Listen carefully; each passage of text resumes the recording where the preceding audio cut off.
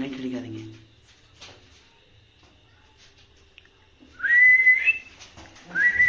வா.